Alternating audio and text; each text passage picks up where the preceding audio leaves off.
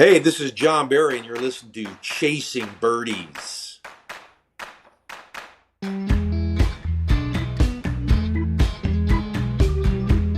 All right, guys, welcome back here to another episode of Chasing Birdies. It is Thursday, and it is a new one, my friend. What is up? What is going on? You all right, buddy? You in the hotel room tonight, I see, I'm in the hotel room. I am out on the road for a couple days, and we'll be back in the western side of Pennsylvania for a great weekend coming up, which we'll tell you about in the second part of our... Dude, when did Best Western start having Wi-Fi? I'm taking it off Chipotle next door. I could see that. So, That's good, but I'm glad you're safe. I'm glad you're getting some work in before this weekend of golf for you. I mean, you just had a previous weekend of golf. Well, one round I played. Yeah, true. First time I've played in, 3 weeks? So I played in the Pikewood member guest, and then I played that Tuesday, and then I haven't touched a club since. So I played this past Friday at the Greenbrier Sporting Club. It was, the greens were a lot faster this time around. I shot 74, and I bogeyed 3 of the 4 par 3s. So there you go. Good for you, man. I'll tell you what. Your game never goes far from perfect. I'll tell you that right now, bud. It's far from perfect. That's dude, true. You know what? I forgot to tell you. I forgot to tell you this shit. Tell me. I bought this swing speed system called the Stack. I don't know if you have ever heard of it or not. Buddy? Well, dude, so I've talked to a couple people most recently this past weekend that have used this system called the Stack system. I guess it's invented by this guy, Dr. Sasho McKenzie. Supposedly, it's badass. I had the swing speed sticks that I was using for a little bit, but I never followed the protocol on that shit. So I bought the Stack system, shipped it here, and I'm going to start using it. But now, in theory, I should be able to pick up 6 miles per hour on my club head speed, okay? But I'm trying to go for 10, all right? So we'll see what happens. I'll keep you posted. Let's just get a little bit more club head speed. We don't even got to go 10. Like 2 would help you. 6. That's my goal. 6, bud. 6. Well, how was your lengthy stay out in Colorado? I know the last time we talked to you, you were out there. You horseback rode a little bit. What else did you get into, bud? No golf. Any golf? No golf. No golf. No golf. It was great, man. You know, Colorado to me is just a good place to go to and escape the reality of the world you live in. It's beautiful country, good people, phenomenal food, phenomenal hikes. Like, it's just, I don't know. Some people like to go to the beach. I'm not knocking the beach. I'm not saying the beach can't achieve what the mountains achieve for me, but personally speaking, Colorado is just a great place. I don't really care too much about what's going on back at home. Yeah, I check in with you every day. We talk a little bit of shit here and there. But other than that, it's kind of like just me being loose. But I will say, you know, after about 10 days, I get ready. To get back in the saddle. And this time around, not having any golf out there, it was fine. But I was definitely itching to play some golf. So, yeah, bud, I appreciate you asking. And you had a good time down at the Greenbrier. I know that. Had a blast. We went down with the family. My parents took us all down, and we had a blast. And we only played, like I said, Friday. Teed off at 12:15, looped it around at 2:45. We were done. So that's the beauty of the sporting club, I guess. If you're a member or you're a guest of a member, that place is special. So I had a blast, and I'm excited for you, dude, because you know my sister's never been to the Greenbrier, so we took her down. We showed her the first tee of Old White. Take the steps down around, and bang, all the live tour stuff is up. The party center, the restrooms, the concession stands, the seats around the 18 green. So it's looking good, bud. It's all set up for you. And I kept laughing and telling myself, I want to see Bash hit a shot with this 18th hole filled with people. Yeah, well, I don't think that during the Pro-Am there are any spectators.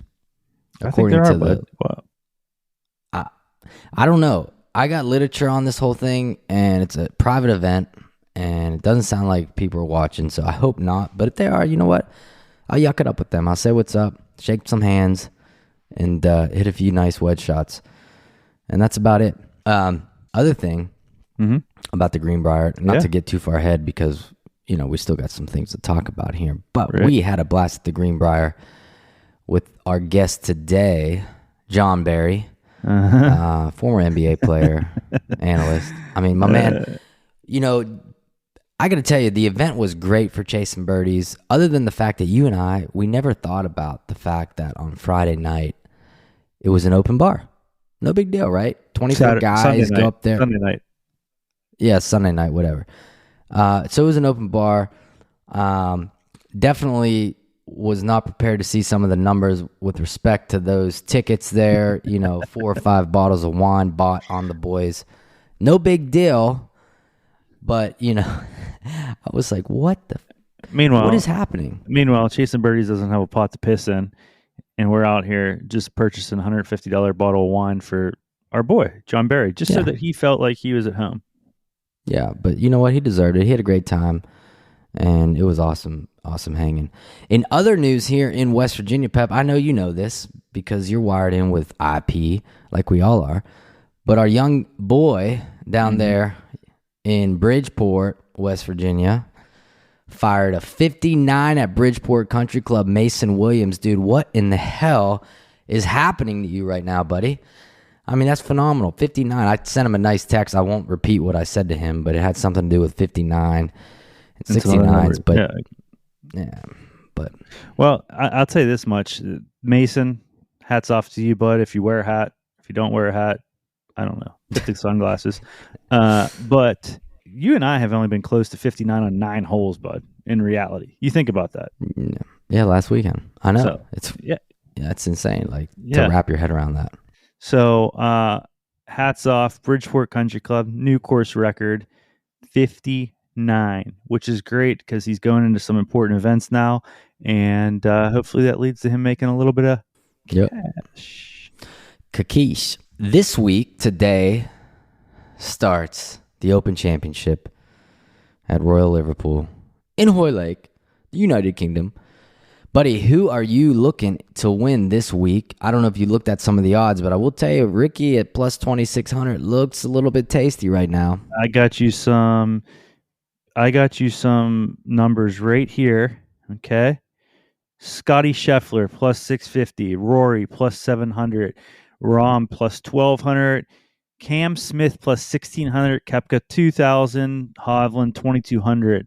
Then you get to Hatton, Schauffele, Fowler, Fleetwood, Cantlay, plus 2,500. Goes on from there. Anyways, I'm really, really digging this Tommy Fleetwood this week at the British Open, or I might even double down, my man, and go back with your boy Cam Smith. I don't know. He's playing some good golf. I like what he said on the radio on Monday when I was driving. He said, I got to hit the range, get all my long game dialed in, because it is very important. You got to hit the fairways there. You got to keep it within reason. So you heard it. Cam Smith for me, Tommy Fleetwood. Yeah, that's two good ones right there, man. I think Hovland's due to win a major. I mean, he's been so close all year. I know he had a win earlier in the season, but I like him at that number. I don't know. It's so easy to say like someone like a McIlroy or Scheffler just because of who they are, but at the end of the day, man, it's.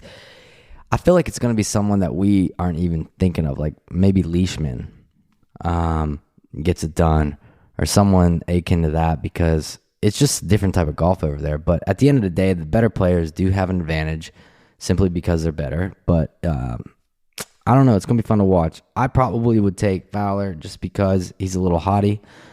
His game's hot, not hottie. And obviously Hovland I like too. So those would be my two picks if I had to say anything right now.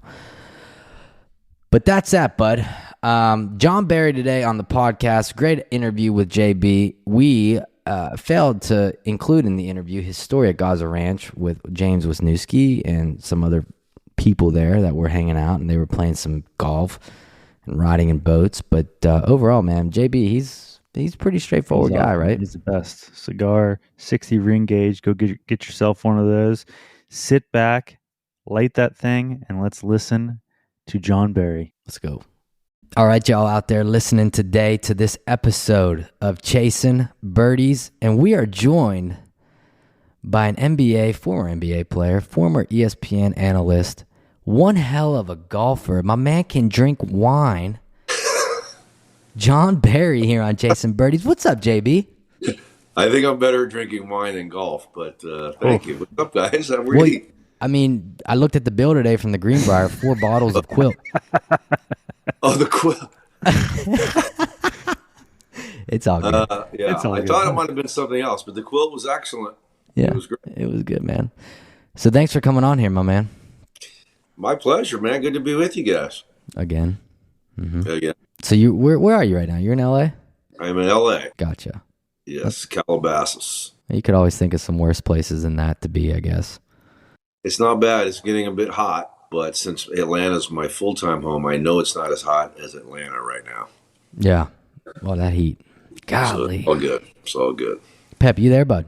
I am here, boys, and I am just listening to you two bicker a little bit. What? You can't forget that he's good at smoking cigars too, dude. Not just the little teeny weeny ones like you. He's smoking the 60 gauge cigars, which you got me hooked. As many cigars as I smoke in my life, I learned something. We're at the Greenbrier, and JB, I give him a cigar, and he said, "You don't smoke the 60 rings on the golf course." He said, "It's perfect. It's one for the front 9, one for the back 9." And I never thought of it, and he's right. And so now I've been buying 60 ring gauge cigars for the golf nice. course. Wait, so is 60 thicker? Or? It's basically Yes. the size of you. Okay. So it's a bigger, little rounder cigar. Well, I am girth, but okay. But me and Michael Oates and myself have indulged in the 60 ring gauge now because of John Barry. So thank you for that. Wow.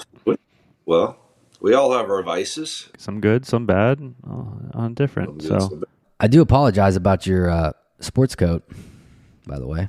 We had a I sports must have coat. it. I don't know. Well, when you're room with the Wiz, anything can happen. That's true, I think John. Wiz packed it. Do you ever He's check? probably got his suitcase right now. Probably. He probably hasn't unpacked yet. I totally would agree with that. Yes. We've been home for how long? 3 weeks? 3 weeks. Yeah. Something like that. Good chance. So, you, looking back on your career, drafted first round of the 92 NBA draft. And look, we're going back, 31 years now. Oh, thanks, Pat. I mean, but that's still something to be said, man. I don't care. Anybody that can get and play at the professional level, you have something in you. So, basketball, was that always your thing, John? I did everything growing up, to be quite honest. I never really thought the NBA was like what I was going to do, even when I was, a junior at Georgia Tech. I transferred to Georgia Tech for my last 2 years, and I jumped into the ACC. And growing up in California, I really had no idea what that was all about. That was some of the best basketball. And I was kind of hit in the face by it. Like, wow, these guys are really good. And and then I had a good senior year, and I snuck into the first round and found my way playing for 14 years, which I always tell everybody, I think I deserve an Oscar for the acting performance that I put on for 14 years. Or a Picasso painting. But it's funny. I was at the club. I was at Sherwood today with John Lovitz. You guys remember John Lovitz? He was Saturday Night Live actor and a funny guy, good guy. And he was asking me a bunch of NBA questions today. And it was funny. He said something like, how many guys are in the NBA? And I said, I don't know, roughly 450, 500. And he goes, isn't it funny that people will look at a guy, and we do it with all sports, and you go, man, that guy's terrible. He stinks. Mm-hmm. And you're like, well, he's one of 450 or 500 guys in the world that's in the NBA. It's true. And so, when I step back now and I look back, and you guys are saying 14 years of late, you always compare. You always want to be the best, right? You want to be great. Hmm. I'd love to be an all-star and this and that. And when you're not, you can be looked at as a failure. Mm. And making the NBA for 14 years is certainly not a failure. And that's what, like, the older you get, you come to realize, like, it wasn't an all-star career. I didn't do a whole lot. I didn't win an NBA championship, but man, uh, sometimes you got to pat yourself on the back and say that's a pretty good job. So when you Yeah. transferred to Georgia Tech, were you and you're going into the ACC, and back to what you were saying, the ACC, the bad teams in the ACC are good teams still. They can beat a North Exactly. Carolina, a Duke, any night of the week. There's always a Yeah. Florida State that upsets a North Carolina or a Duke or whatever back in that day. But Hmm. when you transferred, were you kind of, I guess nowadays is the NBA watch list? Were you on that through your junior year, or did it really come about your senior year? Yeah, I think it was more my senior year. I had a pretty good junior year. I played with Kenny Anderson, who was unbelievable Point point guard, guard right? out of New Yeah. York City. Yeah, huge name guy. Kenny was great. So my junior year, I don't know. I think I averaged 15 a game and kind of got on the map. And also, when you transfer into the ACC, you're kind of an outsider. They respect when you're there as a freshman, and obviously they know about you more. And so guys don't transfer into the ACC a lot. I mean, they didn't back then. So being just a 2-year guy, uh, you didn't get I think the respect from most people around the ACC. So I would guess halfway through my senior year is when it happened. And then I think the biggest thing for me to get to the NBA was, and I don't know if they still have it, to be honest with you, is the top seniors from around the country. We went to Orlando, so they had, I don't know, I would guess 80, 100, maybe 100 guys that weren't the top names, and you would go and they did it by region, and you would work out, play games, and every NBA team was down there. So it was a great little scouting place, and I wound up getting on the all tournament team for that. I don't know, he played 8 games or something, and I really played well, and that's kind of what jumped me into the first round. So basically, it's like an NFL combine for the NBA.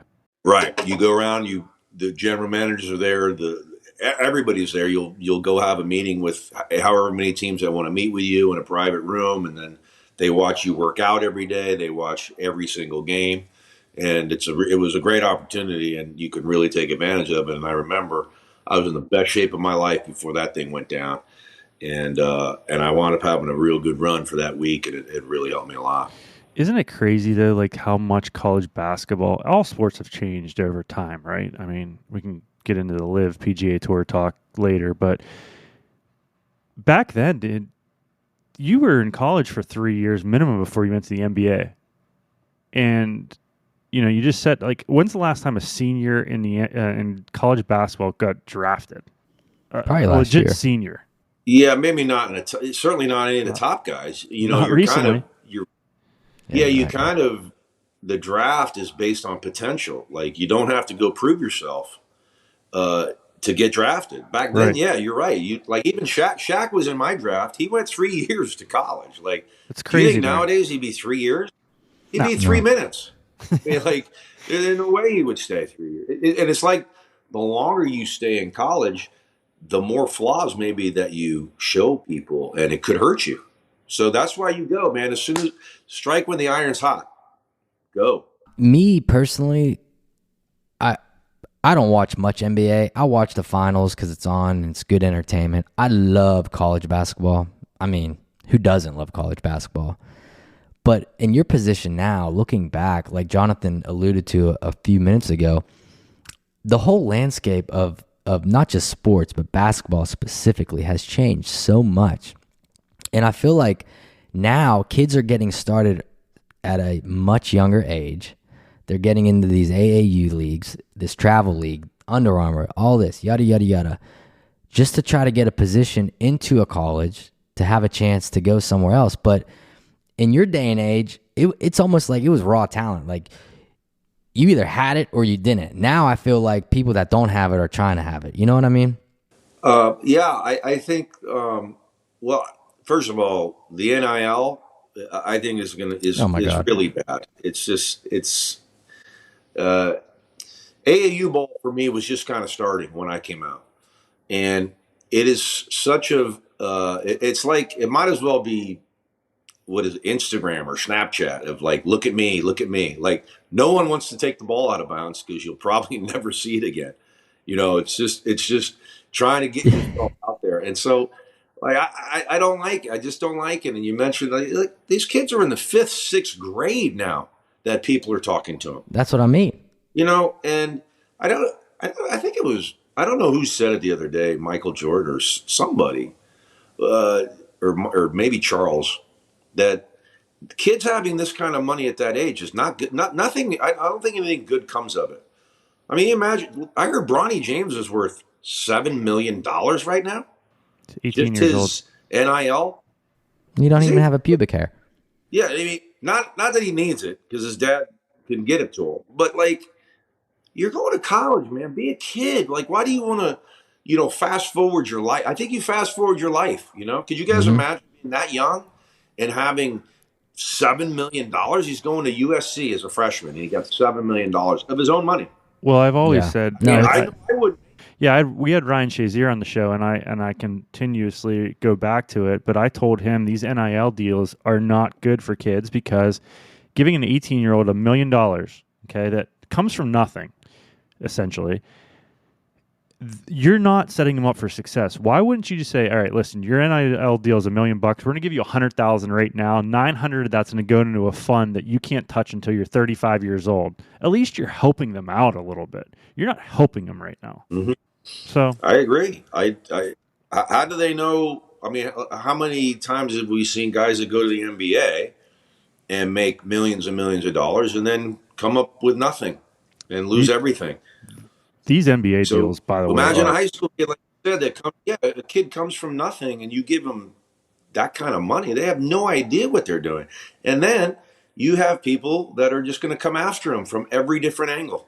It's like winning the lottery. You know how many phone calls you get if you win the lottery?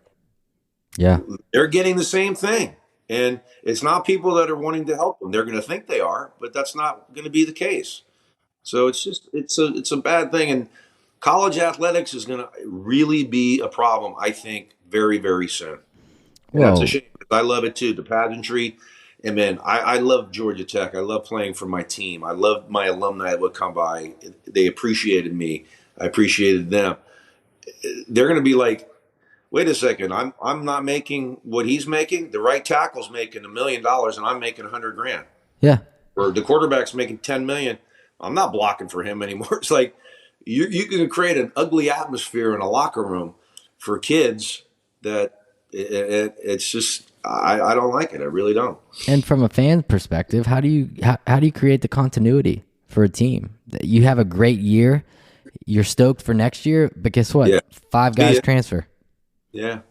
I mean, think if you were that, like you could conceivably do this. Let's say Arch Manning, I remember, was one of the big recruits this year, right? He goes to Texas, quarterback. Everybody wanted him. So go to Texas, have a really good year, and say, okay, I'm a free agent. See you later, guys. Who wants to pay me now? And then go to the next school, and then have another good year, and then be like, who's next? You have guys making enough money in their college lives to not have to do anything after that. So what is this teaching you? Like, it's a bad precedent. I don't like it. And that's my point too, is if you're a college athlete, you can transfer 4 times. It doesn't matter. Just play a year, get your money, go somewhere else. Play a year, get your money somewhere else. To me, the NCAA should say, listen, you get one transfer free. That's it. After that, you got to sit out a year. We're back to sitting out a year because the Pitt quarterback, he's played for 4 teams. He was at Oregon State, and then he went to USC, then he came to Pitt, and now he's at I don't know, Tennessee or something now. But that's 4 teams in 4 years. It's a disaster. Yeah. It's a joke. There's no loyalty. I agree. No. And that's going to be an ongoing issue, so we know that. You know what's funny, though, John? You talk about these kids now in 5th and 6th grade having all this, they got YouTube channels up of slam dunking balls. I mean, I can't even touch the net. These kids are dunking, doing 360s. But back when I was in high school, not that long ago, by the way, we didn't have Facebook or anything like that shit to where people can see what you're looking like. So we had recruiters coming around and physically knocking on the door asking if they could create a recruitment profile for you and put it in front of these colleges, essentially. And I was playing golf. I wasn't that good, but I wasn't bad. So I signed up. I said, what the hell? Can we dig that out? I want to see this video. I don't know. No, it was like a profile page of me and like my stats and just a picture. Bio. Yeah. Yeah. And this guy was going to take me to the moon. I was going to get all these looks, but I got one look, Randolph-Macon in Virginia. That was nice. I mean, in today's world, that would never fly, but today, it's the truth. But it's I guess my point to all that is how things has changed, not only from when you've played, but in 16 years, how things have changed. Yeah. And how about the contracts these guys are getting paid now in the NBA?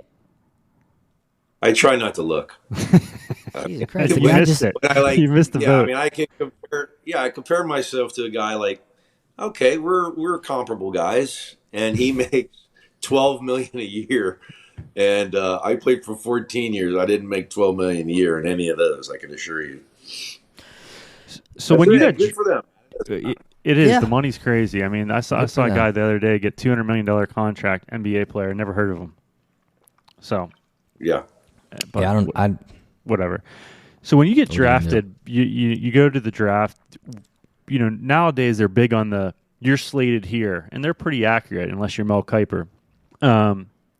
Were you slated in the first round, in the bottom half, the first half? Like, did you fall where you thought you would go? Yeah, I think I was projected somewhere in the after the first 15 picks or so, I would assume. And I got picked by Boston at 21. And I remember I was at home, so I had family. I was out in the Bay Area at my mom's house and my stepdad. And I remember the Knicks were right before me. And like the Knicks swore if I was on the board, I was going to be a Knick. And so the Knicks are at 20, and I'm like, here we go, And they wound up taking Hubert Davis from North Carolina, who became a good friend of mine. Like we played together one year. But anyway, so I thought I was going there. So now it was Boston, and I had went to Boston. I did an interview with them, but they were okay on two guards. So I kind of got up and I left the room, and then I get picked. I'm not even watching, and I just heard a scream in the other room, my mom and everybody. So I get picked to Boston, and so literally 15 minutes later, about 8 of my buddies drive up the driveway, and they all have Celtic gear on. They had went and raided a store down the street that had a sports store, and they all walk in, Boston, everything. That's and awesome. we get ready to have a major party, and I get a phone call. Obviously, I think I don't know if it was Red Auerbach or who it was. I'd met Red, but I'm getting ready to have a nice big party at the house, and they go, "Hey, you're on the 11:30 flight. We'll see you, when you get here." I had to take a red eye from San Francisco to there. I had like 2 hours to get to the airport. So I was kind of bummed. I had all my boys at the house. I was getting ready to have a little fiesta, and I had to go get on a plane. Oh, man. That's funny. That is... I don't think my friends paid for the gear at the place that they got all the Celtic stuff. That's all right. And I owe you. They just ransacked the place. So they ended up trading you? Did they end up trading you?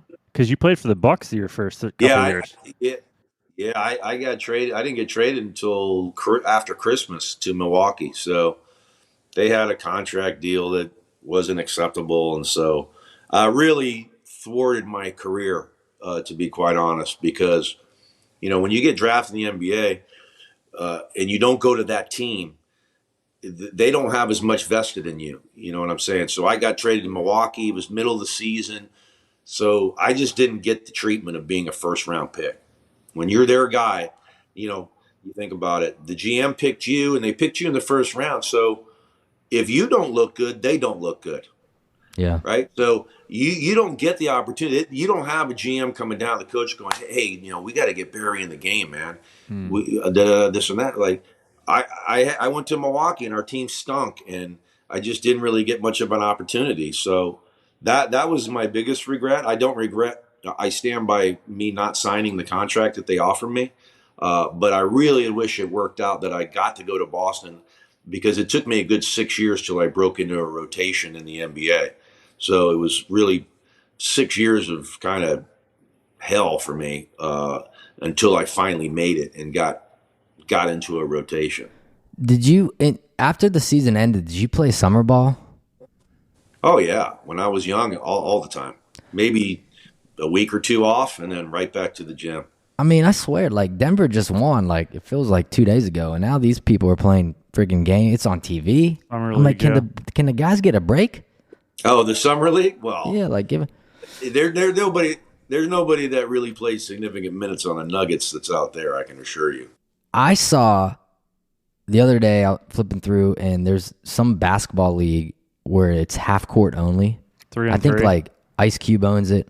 Oh yeah, the big three. Yeah, the big three. The big three. And I'm watching it, and the guy's interviewing, and he gives the mic over to Ja Rule. Remember Ja Rule? He had that hot song with Jennifer Lopez back in the day. I'm like, Ja Rule was still kicking?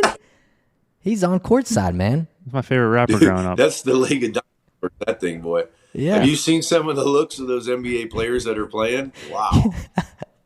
Yeah. Would you go? Gassed. I mean, if they called you up, hey JB, we got a little cash for you. No chance. My man wants to play golf. No chance. Yeah, he wants to be. I don't know that I can somewhere. do it physically. I blew out my calf. That's why I retired. But I wouldn't have any desire to do that at all. So you played against Jordan, correct? I did. A lot. And what was that like? Well, first thing, every team I was with, I don't know how many teams I was with during his 90s run, but I told the team photographer, anytime I'm in the area code with him, get pictures. So I have at least 8 framed pictures with me and Michael Jordan in it. Either me guarding him going by me, him jumping over me, or him smothering me or blocking my shot. So I got 8 of those. I got them in my home in Atlanta, and because the best of the best. I mean, I have LeBron James, Michael Jordan conversations all the time. I got into one the other day with these 2 guys, and the younger guys, a lot of them tend to say LeBron James, and I said, go back and watch the best to ever do it, because it's Michael Jordan all day. So what, in your mind, I mean, you obviously you played against him, but what made him, in your eyes, the best to you? Well, now look, you can, there's plenty of ways to say who's better. Like, okay, is LeBron a better rebounder than Michael Jordan? Sure. Is he a better passer? Sure. Is he a better defender? No.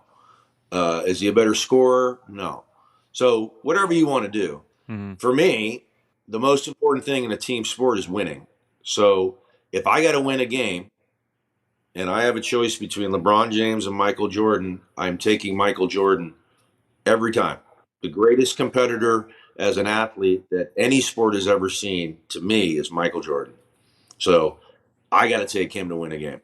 Well, and listen, I'm on your side with that, and I'm not one to talk because again, I don't know facts, okay?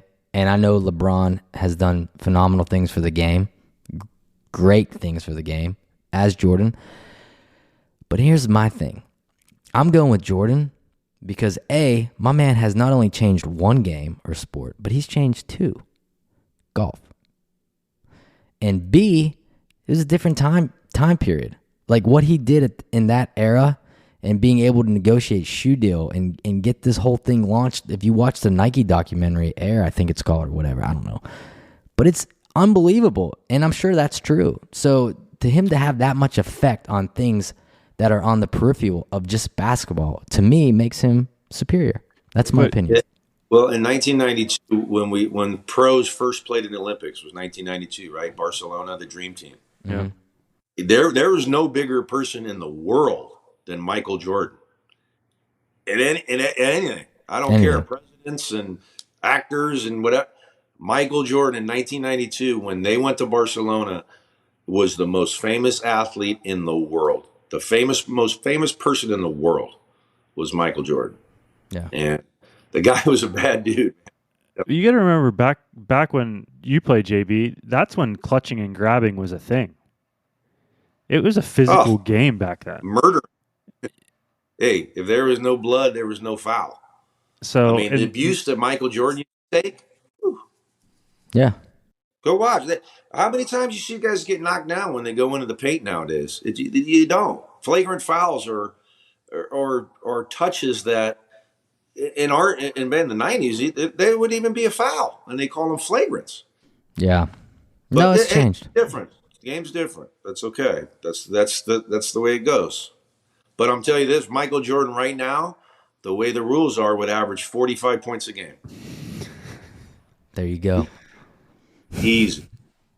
I'm telling you, you can't touch the man. He'd be on the line 24 times a night.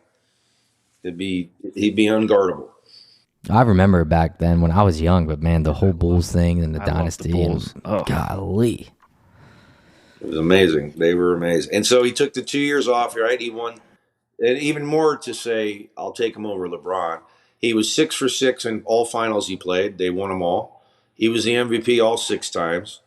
He never scored under 20 points in any of those games. Not one game under 20 points in the NBA Finals. Go back and look at LeBron James' stats in 2011. He averaged 17.8 in the series. 6-game series. He averaged 17. Yeah. That was Michael Jordan, I can assure you. He delivered every single night. Especially in 2011 being a more offense-friendly type of game. Sure. It's remarkable. Oh, we could sit here and talk about that. Well, real quick, I got one more NBA question before we go any further. Let's go. When the years that you played, who was the meanest, baddest dude that you played against that you were just like, I don't even want to look at this guy? Well, there were a bunch of them.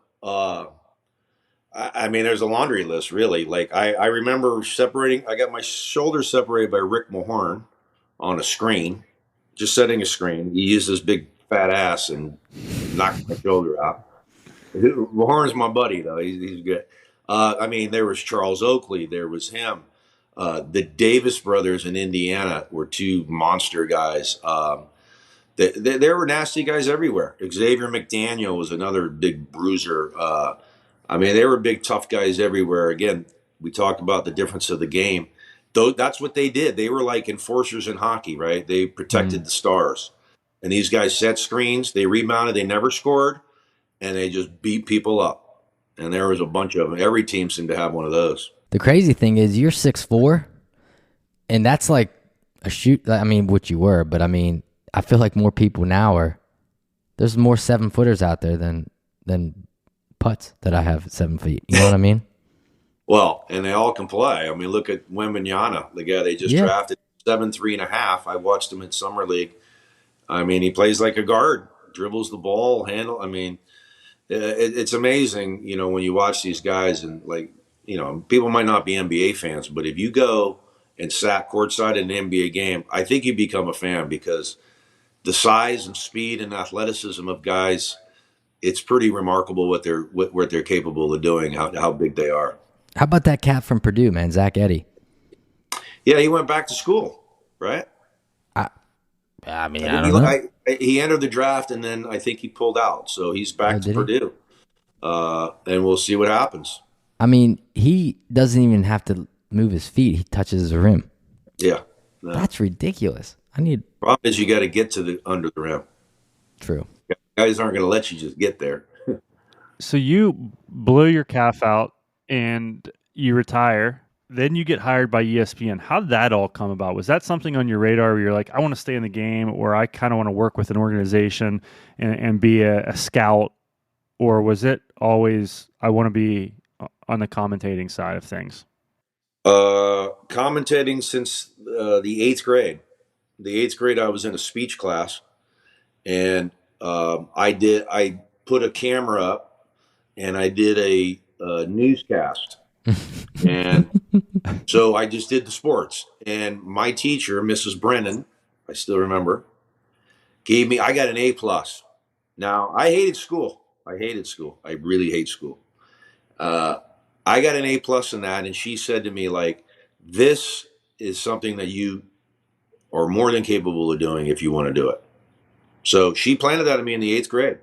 I enjoyed it. Like a lot of people, you get in front of a camera, the red light comes on, and they have a hard time being themselves. And some people, freeze up, and they're not able to talk, to be themselves, right? Whatever. So I was very comfortable. I did it, A+, and I was like, I'm going to broadcast. So the NBA got in the way of my real career for 14 years, and then I got a chance to do my broadcasting for 14. So it was cool. Yeah, that's awesome. That's pretty cool. So you were working alongside of. Were you working with Barkley and those guys? Or no, I didn't. They were on TNT. No, ESPN. Yeah, that's TNT. But I mean, I work with some of the best play-by-play. Mike Breen, Mike Tirico. Oh, Tirico. Yeah. You talk about smart guys. Yeah, Dave Pash was another one of my good partners. Dan Schulman. But man, these guys knew sports. Would you go back to commentating, or are you completely done? I did an NBA TV a little bit last year because it's in Atlanta, and I live about 12 minutes from the studio. So I'm not hired by them, but I did, I don't know, 4, 5, 6 nights of that. And I'd certainly entertain if they wanted to do a set schedule of, 20, 25 games or something just to stay involved. Because I say, look, I'm so happy to be away from the league, but I find myself sitting around watching the NBA. It's in my life. It's in your blood. It's been in my life for 53 years. My dad was playing when I was born, so it's part of me. Yeah, you had a little family NBA history. Your dad, your brother, Brent. Where did Brent play college? Oregon State. And then he won the dunk contest. Beaver. He won the dunk contest in 1995. Insane. So the Barry family. The Barry. Can you it's dunk? Pretty wild if you think about it. And then my other brother. Huh? Can you dunk? He's talking to you. Certainly. Can I dunk? Now? Not now. I saw the other day. I saw the way you moved. You're not dunking right now. I'm not doing that. But my other brother, Drew, who also went to Georgia Tech, was a freshman when I was a senior. He played 3.5 years in the NBA, got a bunch of 10 days and stuff. So at one point, we had 3 brothers in the NBA, and my dad was in the Hall of Fame. I'd say those odds are pretty low. That's sick. Yeah, that was pretty cool. That is awesome, man. I didn't know that. I knew your dad played your brother, but I didn't know he had another brother. Yeah. I saw your dad. I typed in your name today in Google, and I saw your dad's a big paddle tennis guy. Is your dad a paddle tennis? Yeah. He plays in pickleball or national events. Yeah, pickleball. I mean, what a creep. Well, he's like 78 years old. So imagine. Well, you guys don't know my dad. I know my dad. Him against any other guy that's over 75 in the world, I can't imagine he'd lose. You talk about competitiveness, and like if he was playing his mother, if she was still alive, he'd be slamming it right. You know what I mean? Man, pickleball is so, nuts right he's now. a beast. Yeah. I'll tell you what else is nuts right now. Yours, John. So our boy Pep, unfortunately, has Lyme's disease, which I feel terrible for it. I do. What? Yeah. Can you believe this? What do you mean? You don't know what Lyme's disease is? You have Lyme's disease? Yeah. That's nice. What do you mean? This happened over the last week and a half. All right, John. He got bit by a tick. Got bit by a tick at a member guest. I know where it happened. This is serious? Dead serious. You should see my balls, bud. They're the size. They're the size of a freaking. Oh my god! They're the size of a softball. I sent them to my wife. She said, "Never mind. We're not talking about this." It's ridiculous. But I do have Lyme's disease. That's nice, John.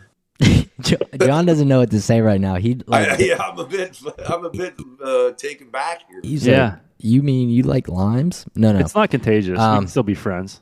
Really? Yeah. Yeah, he's good. He's on antibiotics and stuff. Is this from Crooked Stick? No. Pikewood. No, from another one. Oh, Pikewood. Which you would love, by the way. Which you would love.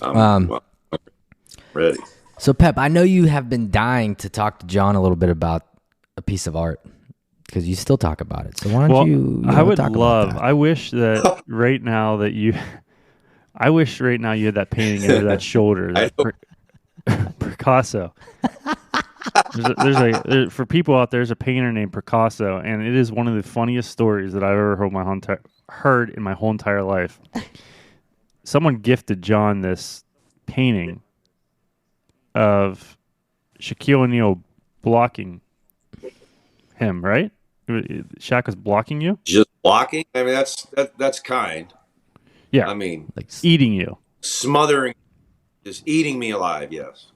So this painting was done by this guy in Australia named Picasso. And were these friends of yours that gifted you this, or? Yes. Yes.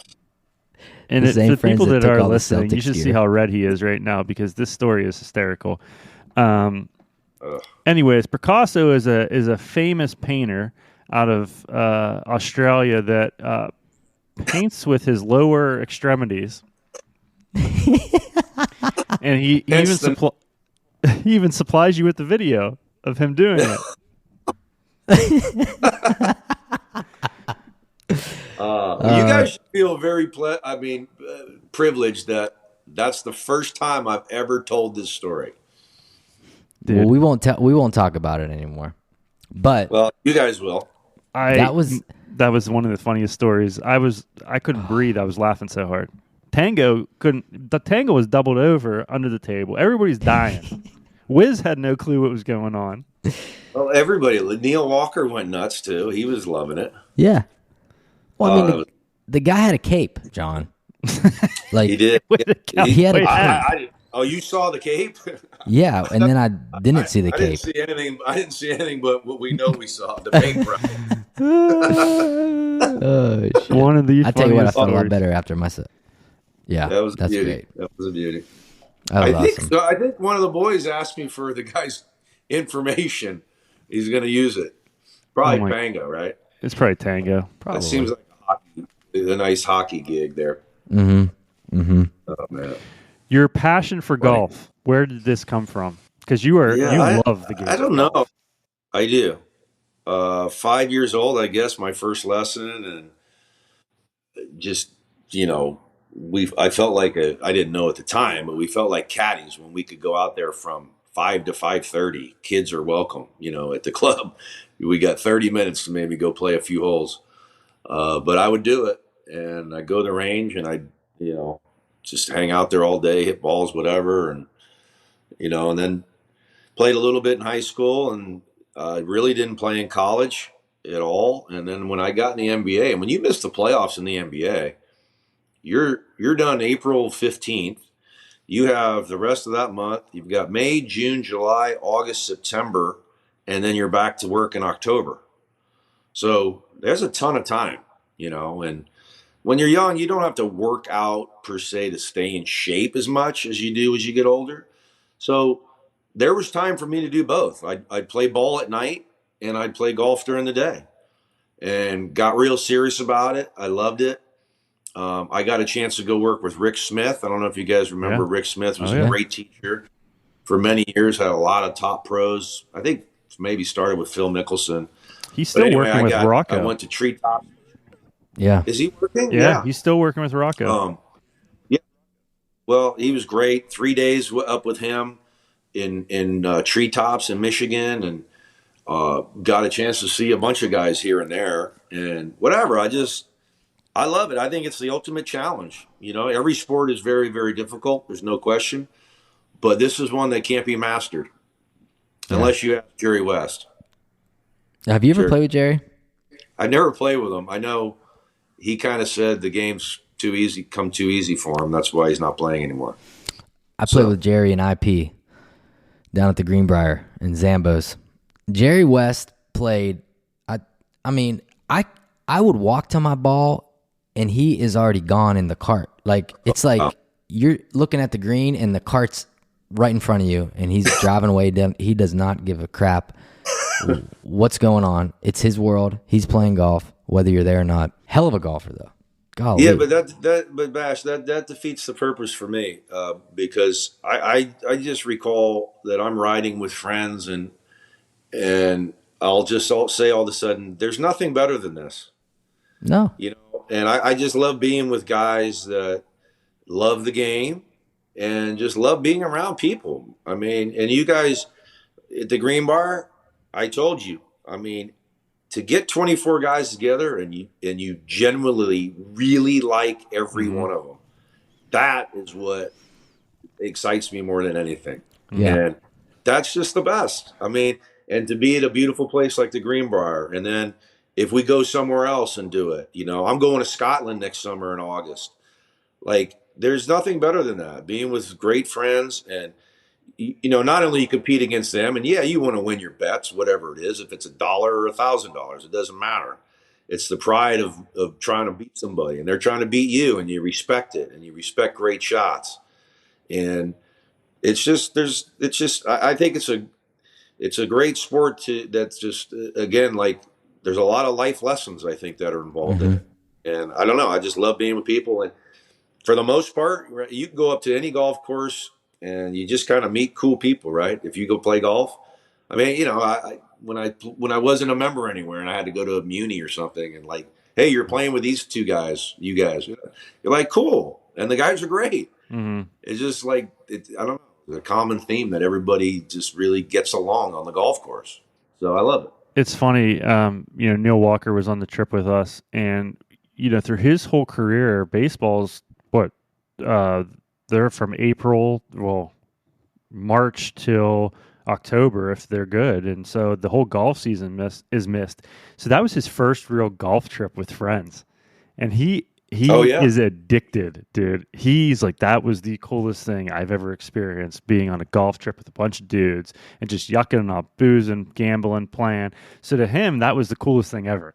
I bet he seemed to have a good time. Yeah, Walks had a good time. I think for me, like, going on a golf trip, number one, yeah, you got to have good people, which we tend to have, but also B, it brings an element of ease and relaxation to me that I might not get when I'm playing here or at home, because I know I'm on a golf trip. I'm here to golf, so I'm not going to rush to get through 18. You want to go play an E9? I'm in. You want to go sit around the bar and have a beer or a water?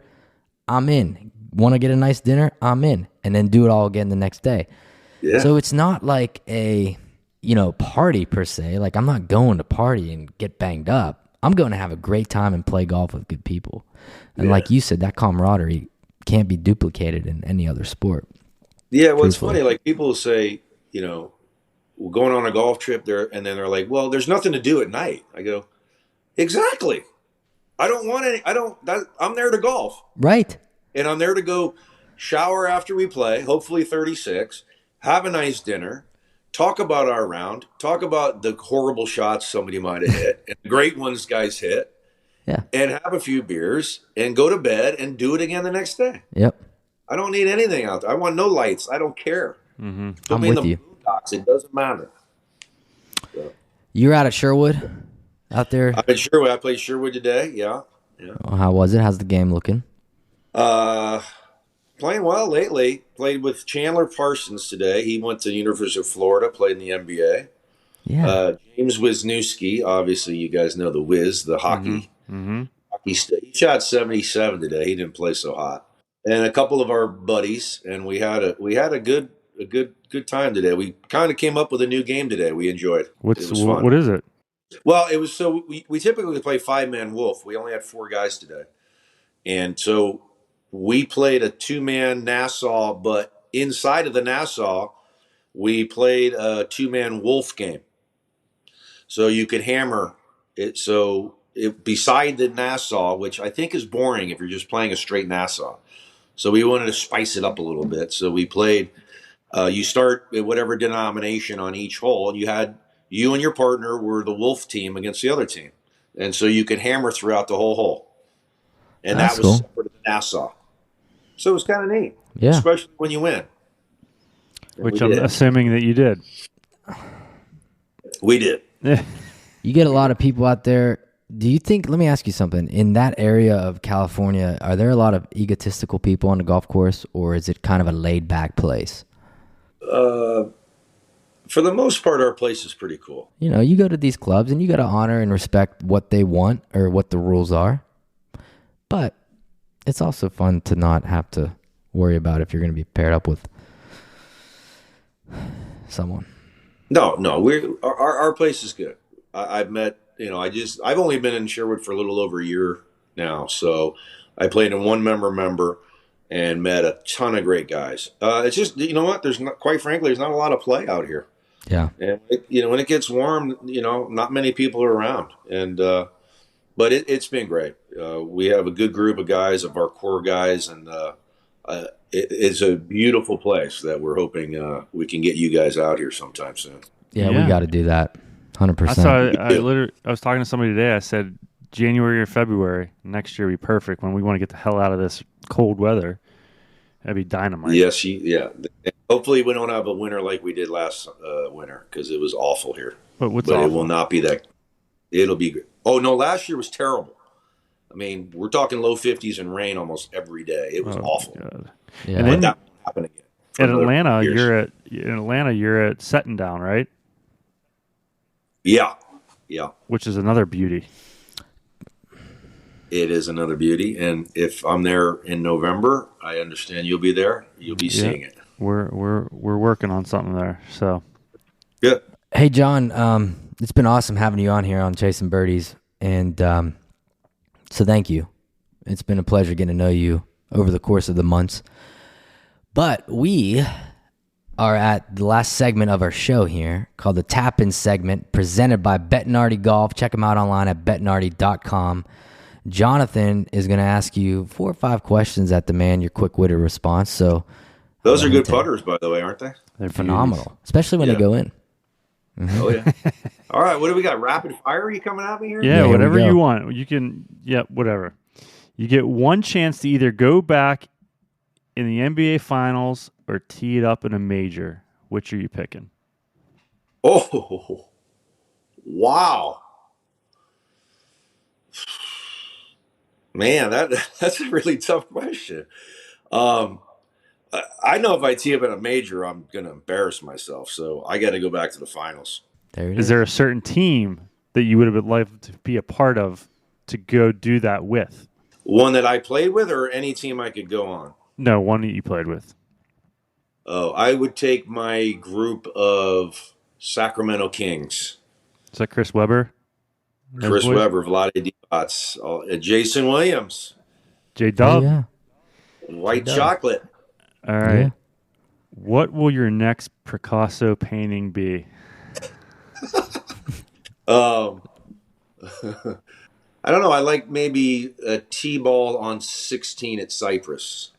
Ooh, that's a good one. How's that? That's all right. Favorite Encore cigar? Perdomo, 10th anniversary. 60 ring gauge. 60 ring all the way, baby. Yeah. Most threes made in a game and against who? That I made? Mm-hmm.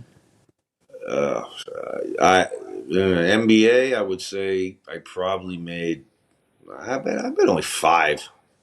And probably did it numerous times. Yeah. All right. Last one. We didn't shoot them back then. We didn't shoot them back then like they shoot them now. You got to go low back then. Yeah, well, Steph shoots 15 a game. That's a good 2.5 weeks for me to take 15. All right, last one. It's crazy. What are you chasing? What am I chasing? I'm not chasing anything. Oh. No, to be honest, I'm not chasing anything. And as the older I get, the more I appreciate what I have, and I don't want to be chasing. I'm not content. There's a difference. I'm not content because I want to be a better guy each day and whatever. But I'm not chasing anything. I'm as happy as I could ever be with 2 kids and a great life. That's awesome. I love it. That's the first we've heard. Everyone's always chasing something. Most people say birdies, and it's like, well, that's not the right answer, but we like it. Yeah, you guys do that. But I mean, come on. I appreciate you guys too, man. That was a great trip. You guys do some great things, and it's been a pleasure meeting you. Yeah, man. Hey, thanks again for joining us. My pleasure.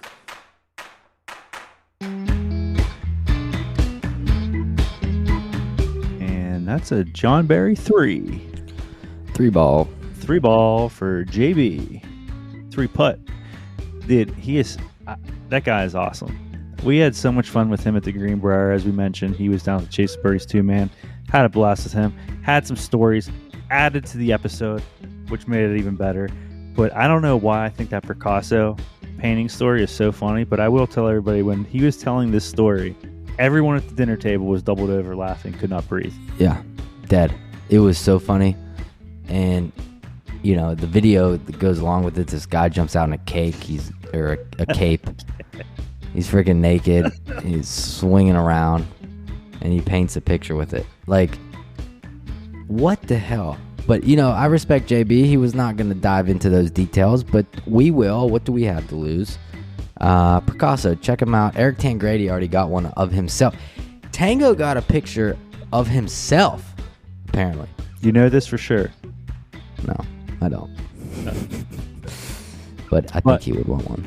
Any Hoosier, John Barry, thank you so much, my man. We'll see you in November, December, January. One of those 3 cool months that we have to get the hell out of here. We'll see you out in sunny Los Angeles. And hopefully Wiz is available too. You know, his bag's probably still packed, like we said. But regardless, thank you. Hit him straight, my man. Yeah, hit him straight. See, that's something that I generally do, but not playing in a while. Didn't really have it last weekend. But this weekend, dude, I'm looking forward to hitting it straight and left and right. Left and right straight. 2 putts, 1 putts, birdies with my boy Josh Miranda. Where? We're going to be at Nemacolin Resort. Check them out online at nemacolin.com. The boys are coming back up from Nashville. A couple of the guys here, singer-songwriters, playing in the member guests here at Nemacolin. Shepherd's Rock, Mystic Rock. You people out here that can drive or fly on a PJ, get your booties over here. Nemacolin has it all for you, your loved ones, your families. It's phenomenal. And, buddy, I'm telling you what, I am so stoked for tomorrow to peg it up with you in the afternoon. Too bad we won't have any, you know, chasing birdies blonde ales, but we will have some high nooners going around. Real life magic. Nemacolin.com. Check them out. Yes, we will have a couple high nooners.